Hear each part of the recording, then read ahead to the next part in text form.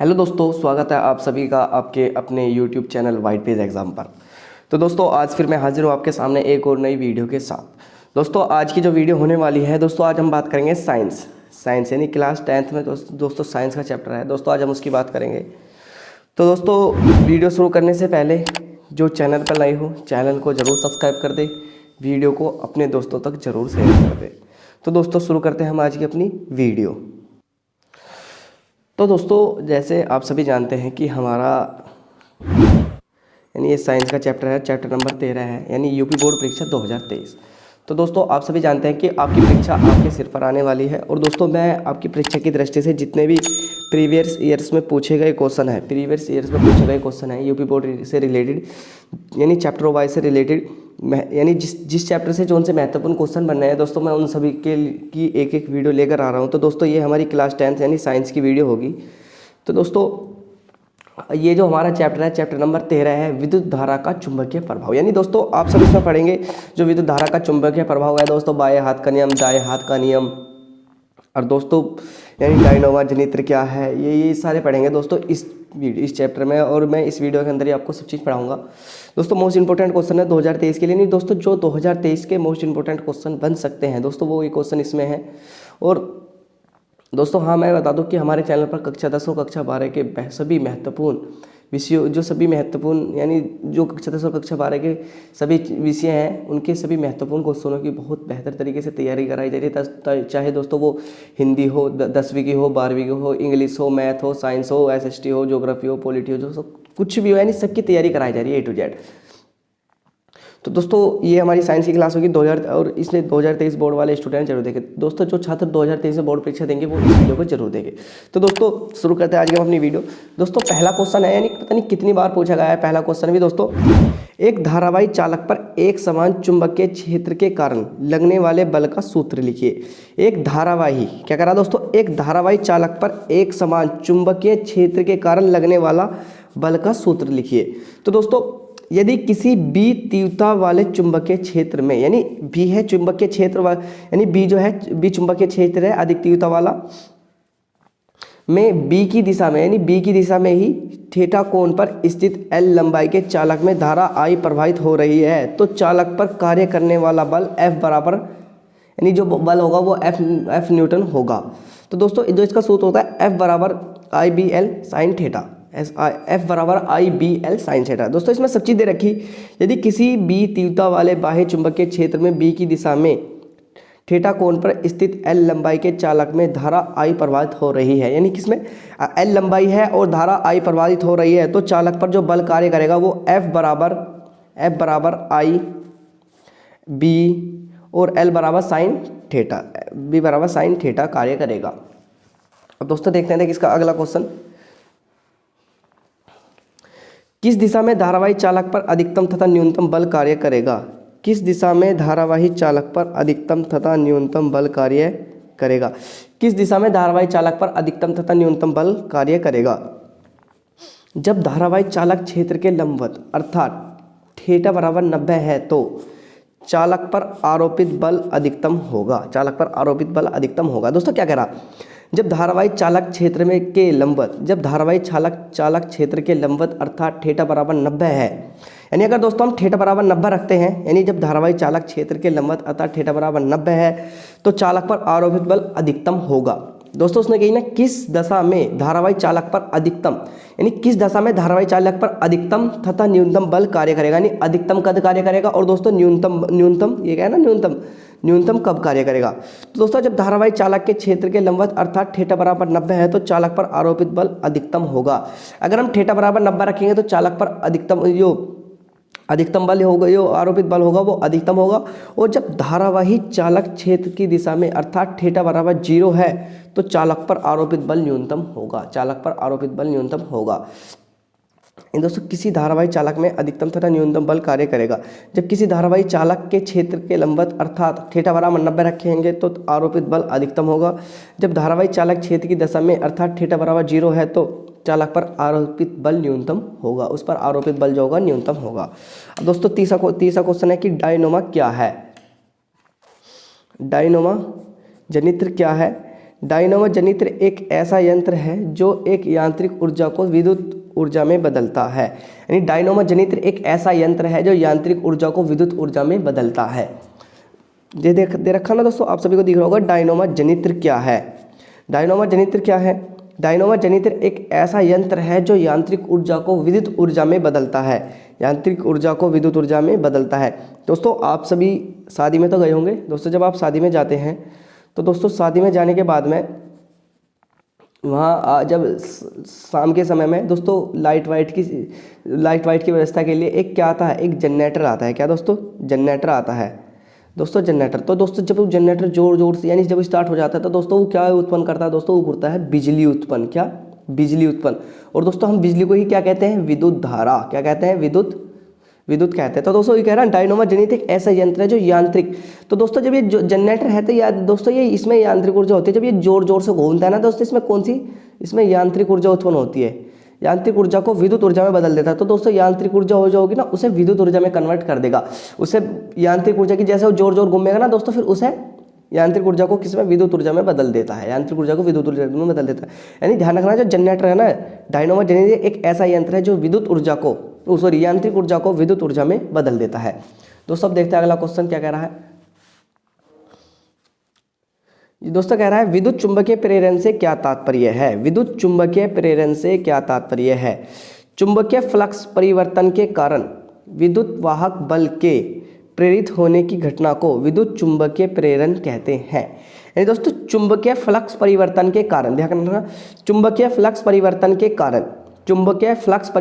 कारण विद्युत वाहक बल के प्रेरित होने की घटना को विद्युत चुंबकीय प्रेरण कहते हैं। यानी दोस्तों चुंबकीय फ्लक्स परिवर्तन के कारण विद्युत वाहक बल के प्रेरित होने की घटना को विद्युत चुंबकीय प्रेरण कहते हैं तथा उत्पन्न हुए विद्युत वाहक बल को प्रेरित विद्युत वाहक बल कहते हैं। उत्पन्न हुए विद्युत वाहक बल को प्रेरित वाहक बल कहते हैं। तो कह रहा है ना दोस्तों विद्युत चुंबकीय प्रेरण से क्या तात्पर्य है? यानी विद्युत फ्लक्स परिवर्तन, यानी जब भी विद्युत फ्लक्स में परिवर्तन होगा ना तो विद्युत वाहक बल के प्रेरित होने की घटना को विद्युत चुंबकीय प्रेरण कहते हैं। यानी जब भी चुंबकीय फ्लक्स में परिवर्तन के कारण विद्युत वाहक बल के प्रेरित होने की घटना को विद्युत चुंबकीय प्रेरण कहते हैं तथा उत्पन्न हुई विद्युत वाहक बल को प्रेरित विद्युत वाहक बल कहते हैं। अब दोस्तों चलते हैं अगले क्वेश्चन के लिए, अगले पेज पर। दोस्तों क्वेश्चन नंबर 5 है कि चुंबकीय बल रेखाएं से क्या तात्पर्य है? चुंबकीय बल रेखाएं के गुण लिखो। यानी दोस्तों चुंबकीय बल रेखाएं क्या है? चुंबकीय बल रेखाओं से इनके गुण लिखो। दोस्तों चुंबकीय बल रेखाएं, सबसे पहले हम चुंबकीय बल रेखाएं देखेंगे। चुंबकीय बल रेखाएं क्या होते हैं? जब किसी चुंबकीय क्षेत्र में बल रेखाएं वे काल्पनिक रेखाएं हैं जो चुंबकीय क्षेत्र की दिशा में अविरत रूप से प्रदर्शित करती है। दोस्तों क्या कह रहा है? यानी किसी चुंबकीय क्षेत्र में बल रेखाएं वे काल्पनिक रेखाएं हैं। यानी किसी चुंबकीय क्षेत्र में बल रेखाएं वे काल्पनिक रेखाएं हैं जो चुंबकीय क्षेत्र की दिशा को अविरत रूप से प्रदर्शित करती हैं। जो चुंबकीय बल रेखाएं हैं वे काल्पनिक है। दोस्तों अब सभी ने, जब आप दो चुंबकों को एक साथ रखते हो तो दोस्तों कभी आपने उनमें से कुछ निकलता हुआ देखा है? नहीं दोस्तों, वे सिर्फ एक काल्पनिक रेखाएं नहीं दोस्तों, वे कैसी रेखाएं? वे एक तरह की काल्पनिक रेखाएं हैं जो चुंबकीय क्षेत्र की दिशा को अविरत रूप से प्रदर्शित, यानी जो चुंबक की दिशा को अविरत रूप से प्रदर्शित, यानी चुंबक की दिशा को वे अविरत रूप से प्रदर्शित करती हैं। लेकिन वे कौन सी? काल्पनिक रेखाएं हैं। कौन सी? चुंबकीय क्षेत्रीय रेखाएं काल्पनिक रेखाएं हैं। अब दोस्तों देखते हैं इनके गुण कौन कौन से हैं। गुण: चुंबकीय बल रेखाएं के किसी बिंदु पर खींची गई स्पर्श रेखा उस बिंदु पर चुंबकीय क्षेत्र की दिशा को प्रदर्शित करते हैं। यानी चुंबकीय बल रेखाएं के किसी बिंदु पर खींची गई रेखा, चुंबकीय बल रेखा के किसी बिंदु पर खींची गई स्पर्श रेखा उस बिंदु पर चुंबकीय क्षेत्र की दिशा को प्रदर्शित करती है। उस क्षेत्र पर चुंबकीय क्षेत्र की दिशा को प्रदर्शित करती है। दोस्तों पहला तो एक है, फिर दूसरा है चुंबकीय बल रेखाएं एक दूसरे को कभी नहीं काटती। तो चुंबकीय बल रेखाएं है ना, चुंबकीय बल रेखाएं एक दूसरे को कभी नहीं काटती हैं क्योंकि एक बिंदु पर चुंबकीय क्षेत्र की दो दिशा संभव नहीं है। यानी दोस्तों अगर एक चुंबकीय बल रेखा ऐसे जा रही है, यानी एक बिंदु तो दोस्तों एक तो इससे होकर दोस्तों दूसरी इससे होकर नहीं जा सकती, दोस्तों ऐसे नहीं जा सकती ये वाली रेखा। तो कह रहा ना एक बिंदु पर चुंबकीय क्षेत्र की दो दिशा संभव नहीं है, यानी इस बिंदु पर चुंबकीय क्षेत्र की दो दिशा संभव नहीं है। दोस्तों अब देखते हैं फ्लेमिंग के बाएं हाथ का नियम। दोस्तों बहुत ही मोस्ट इंपोर्टेंट क्वेश्चन, पता नहीं कितनी बार परीक्षा में आ गया। दोस्तों इसी तरह के और वीडियो देखने के लिए आप हमारे चैनल को जरूर सब्सक्राइब कर सकते हैं, वीडियो को लाइक और शेयर कर सकते हैं। और दोस्तों बाकी जो वीडियो हैं उन सभी का जो चैप्टर वाइज वीडियो है, इंपॉर्टेंट क्वेश्चन है कि उनका लिंक डिस्क्रिप्शन में है, आप जाकर वे वीडियो भी देख सकते हैं। फ्लेमिंग के बाएं हाथ का नियम लिखो, बाएं हाथ का नियम लिखो, बाएं हाथ का नियम लिखो। तो दोस्तों सबसे पहले मैं बता दूं, यानी बाएं और दाएं हाथ में आपको कन्फ्यूजन होता होगा कि कौन सा बायां हाथ है, कौन सा बायां। तो दोस्तों बाएं का मतलब जानो जैसे बी, और डी दाएं का मतलब जानो डी। तो दोस्तों अब अपने हाथ से दोस्तों इस तरह से बना के देख लो, ये बी, ये डी बनना इस तरह से दोस्तों, और ये क्या बनना है दोस्तों, ये बनना है बी। दोस्तों ये क्या बनना, बी। तो दोस्तों बायां दायां ध्यान रखना। तो दोस्तों कह रहा है कि चुंबकीय क्षेत्र की यानी फ्लेमिंग के बाएं हाथ का नियम ज्ञात करो, फ्लेमिंग के बाएं हाथ का नियम ज्ञात करो।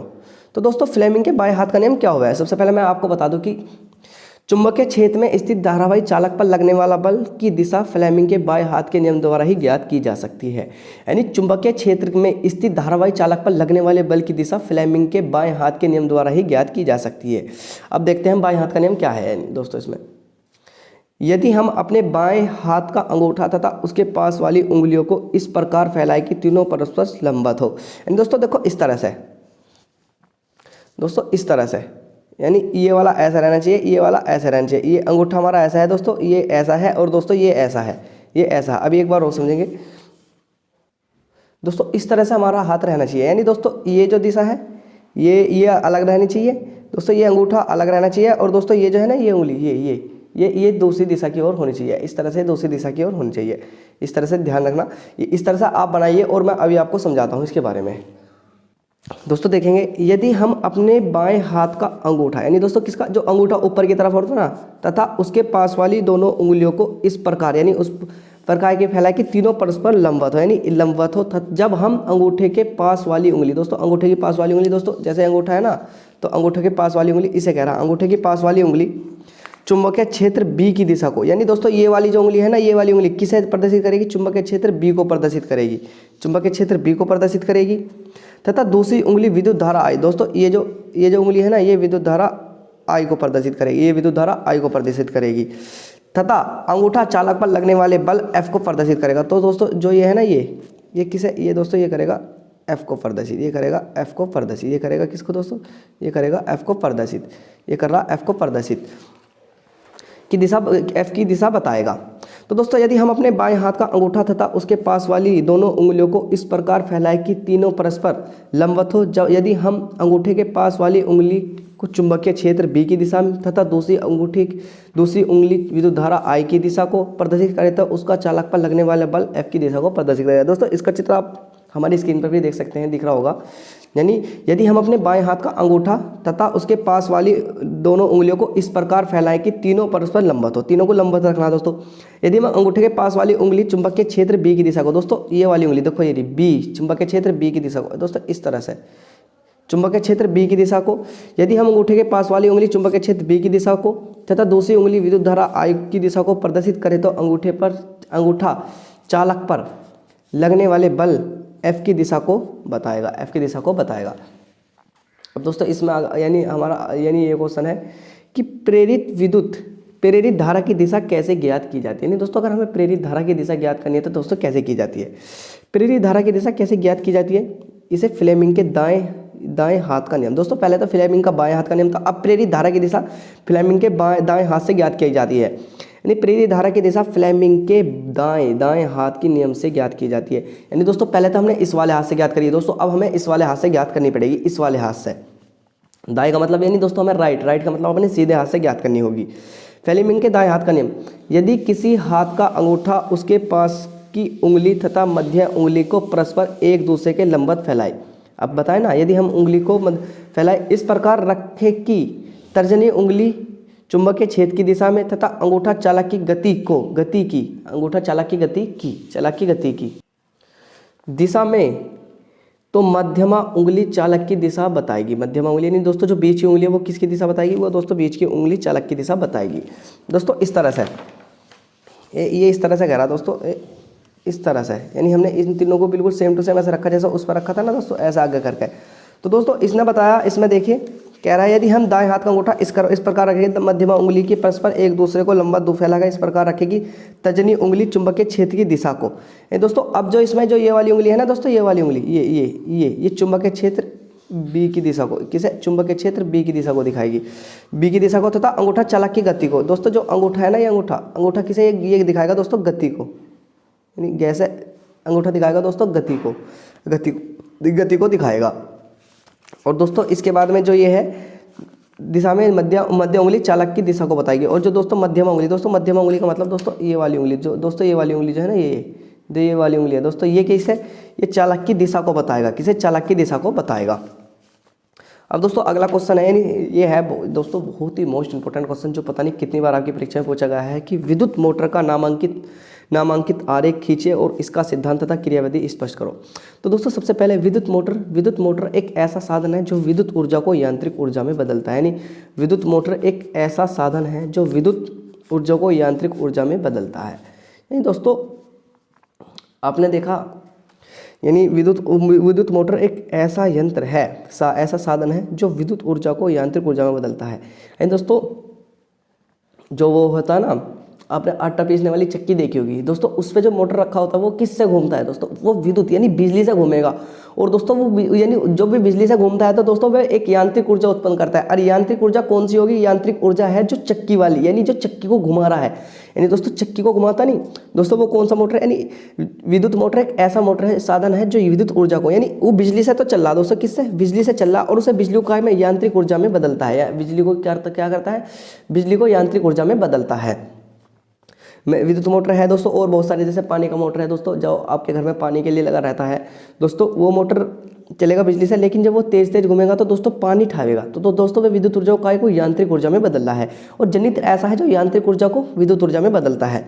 सिद्धांत, जब किसी कुंडली को, यानी दोस्तों किस सिद्धांत पर कार्य करता है, जब किसी कुंडली को चुंबकीय क्षेत्र में रखकर उसमें विद्युत धारा, यानी जब किसी कुंडली को चुंबकीय क्षेत्र में रखकर उसमें विद्युत धारा प्रवाहित की जाती है तो कुंडली पर एक बल युग्म कार्य करने लगता है जो कुंडली को उसके अक्ष पर घुमाने का प्रयास करता है। यदि कुंडली को अपनी अक्ष पर घूमने के लिए स्वतंत्र हो तो वह घूमने लगती है। यानी जब किसी कुंडली को चुंबकीय क्षेत्र में रखकर उसमें विद्युत धारा प्रवाहित की जाती है तो कुंडली पर एक बल युग्म कार्य करने लगता है। यानी दोस्तों जब किसी कुंडली को चुंबकीय क्षेत्र में रखकर उसमें विद्युत धारा प्रवाहित की जाती है तो कुंडली पर एक बल युग्म कार्य करने लगता है जो कुंडली को उसके अक्ष पर घुमाने का प्रयास करता है। यदि कुंडली अपनी अक्ष पर घूमने के लिए स्वतंत्र हो तो वह घूमने लगती है। यानी दोस्तों जब किसी कुंडली को चुंबकीय क्षेत्र में रखकर उसमें विद्युत धारा प्रवाहित की जाती है तो एक बल युग्म कार्य करने लगता है जो कुंडली को उसके अक्ष पर घुमाने का प्रयास करता है। यदि कुंडली अपने अक्ष पर घूमने के लिए स्वतंत्र है तो दोस्तों वह घूमने लगती है। क्या दोस्तों, वह घूमने लगती है। अब दोस्तों विद्युत मोटर देखेंगे। विद्युत मोटर के मुख्य 4 भाग होते हैं, चुंबकीय क्षेत्र, आर्मेचर। दोस्तों मैं तुम्हें इसका चित्र दिखाता हूँ। दोस्तों इसका चित्र देखिए। यानी विद्युत मोटर के जो 4 भाग होते हैं, प्रमुख 4 भाग होते हैं दोस्तों। कौन कौन से भाग होते हैं विद्युत मोटर के मुख्य, मैं भी आपको दिखाता हूँ। मैं इसमें दोस्तों इसे बड़ा करके दिखाता हूँ। दोस्तों देखिए चुंबकीय क्षेत्र के जो 4 भाग होते हैं, यानी इसके जो मोटर के 4 भाग होते हैं दोस्तों। एक तो पहला भाग होगा चुंबकीय क्षेत्र। चुंबकीय क्षेत्र के बाद में दोस्तों इसका होता है आर्मेचर कुंडली। कौन सा दोस्तों, आर्मेचर कुंडली होता है। आर्मेचर कुंडली के बाद में दोस्तों एक होता है विभक्त विलय, यानी दोस्तों 4 भाग इसके होते हैं, जिसमें चुंबकीय क्षेत्र हो गया, आर्मेचर कुंडली हो गया, विभक्त विलय हो गया। और दोस्तों इसमें होते हैं 2 ब्रुश। दोस्तों ये जो होते हैं ना, यहाँ ये 2 ब्रुश, यानी 2 होते हैं इसमें ब्रुश। यानी इसके 4 भाग होते हैं। चुंबकीय क्षेत्र, दोस्तों चुंबकीय क्षेत्र आपको दिख रहा होगा।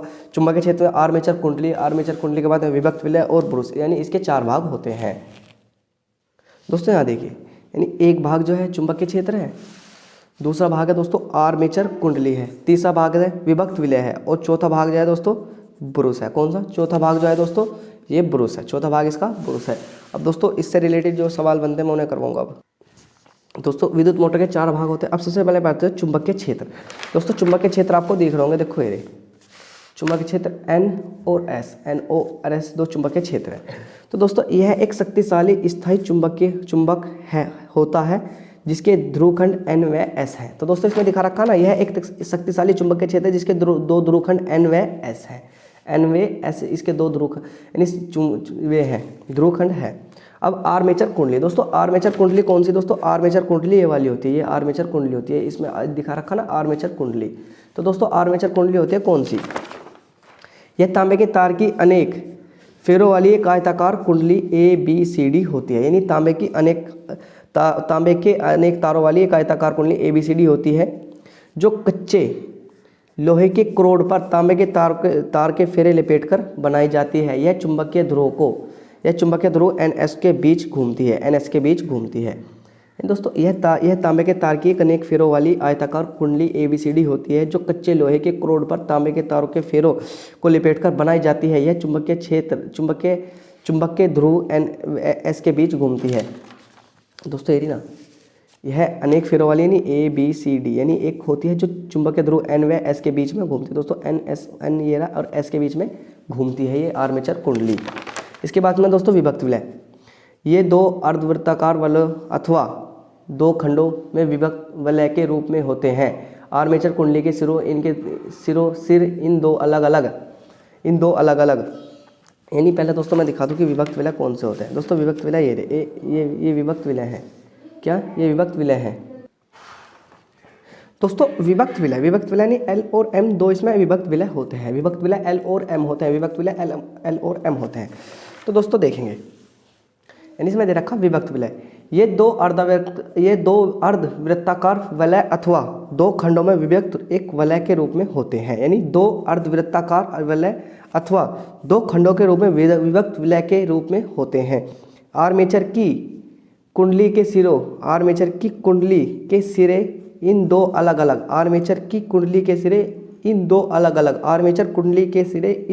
अलग वलय L व M से जुड़े होते हैं।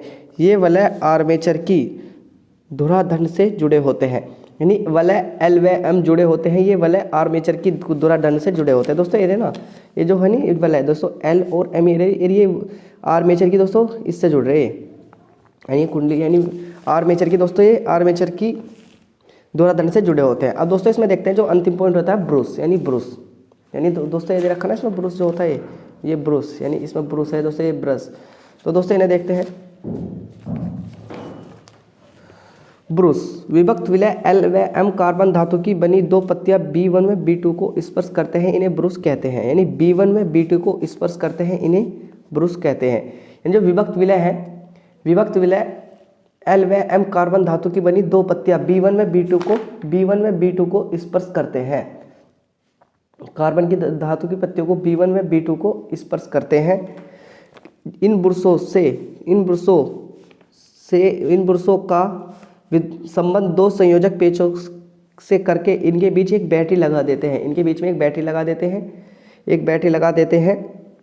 एक ब्रूस से विद्युत धारा का कुंडली में प्रवेश करती है तथा दूसरे ब्रूस से विद्युत धारा बाहर निकलती है।